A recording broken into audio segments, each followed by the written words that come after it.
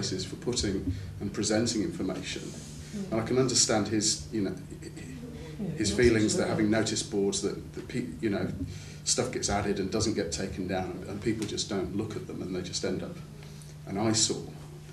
We've still got this problem of how do we present information, how do we get information to people, and if we can present them in a visually attractive way, if we can change them regularly, if we can guarantee they don't get tattooed. So, I mean, we'd quite like to solve the problem. We'd quite like to find a way of presenting visually appealing information in a way that people do look at, that doesn't get out of date, that we can maintain. I think if we could guarantee to keep them changing regularly, because once something's been there for more than about 2 weeks, anyone who comes in regularly, like you said, they're just completely screwing it off and they don't even see it anymore. So you've got to change it regularly. It's got to be attractive, and that's quite a big. We're a volunteer organisation. That's actually quite a big commitment in terms of time.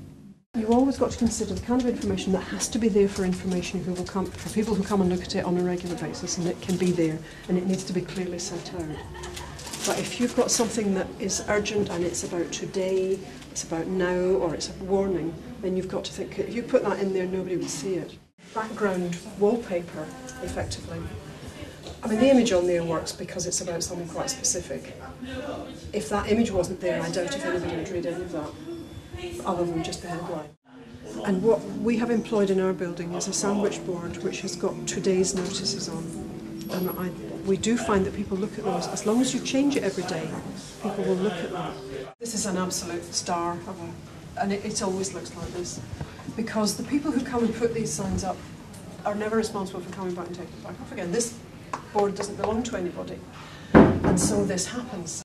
And there are normally 2 or 3 of those along here because the canteen is there. And sighting again is important. So if you want to catch the maximum number of people, huge numbers of folk, they'll all go somewhere in a building, then the canteen's quite a good place. But then that tends to be the end result, is that everybody else will do the same thing and you get this kind of chaos. So I think control over the notice board itself, depending on how you want to use it, is the most important thing to think about. So if you have any control over that kind of thing, if you're in buildings where you have an input into the planning of it, if you can persuade them to cluster these kind of things, it looks much nicer, but it also gives you an opportunity to control the whole of the space that you've got, and then you can pinpoint areas where you do want to put information or areas where you want to put something. That you need a certain amount of space in order to be able to see things, and that's quite important.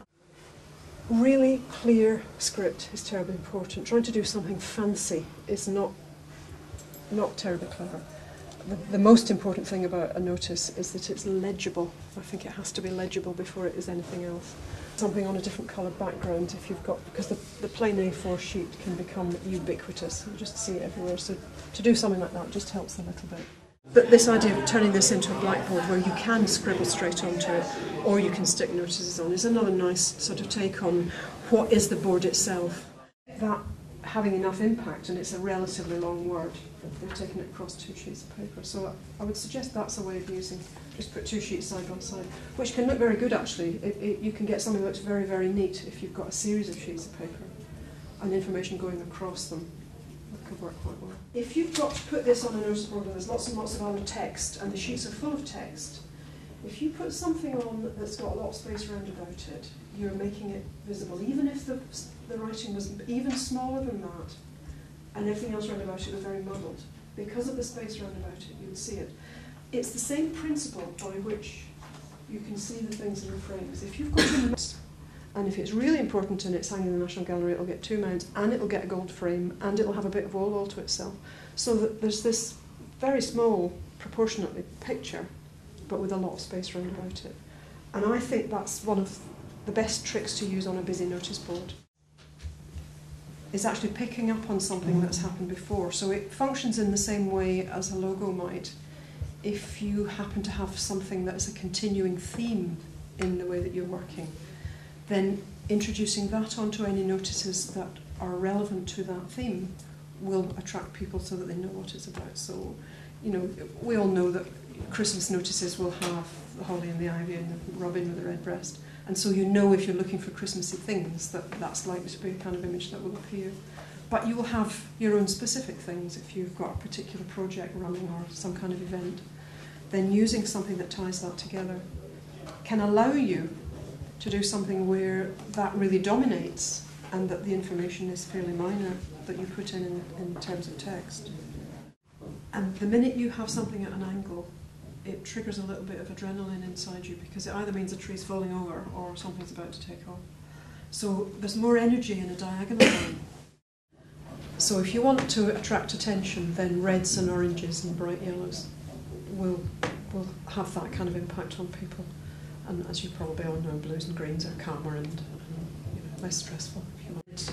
And black and orange and black and yellow tend to be used as signals for poisons, don't they, in insects? And we're used to that as being kind of alarm signals. It's a nice thing to do, because something that people can come and touch will again draw them in to something as a different notice board. So if you use fabrics or felted papers or glossy things or sweetie papers, foil, something like that, you can have a bit of fun with that, and it makes something that people will notice as being different. And a lot of the kind of advertising that you see in magazines and posters are very, very sophisticated, and they're the best examples you will find. The printed word is much more sophisticated in how it's presented, and I think if you just gather things that you like the look of, for anybody that's inexperienced, I think that would be the thing to do, is gather the things where you think, that looks really neat, well I'll just use that idea, I'll just copy that kind of, copy the colours or copy the proportion or copy the scale of the letters, because there aren't any ground rules, it's just a matter of what works for what I want to do. Well, let's look and see what has worked for something else.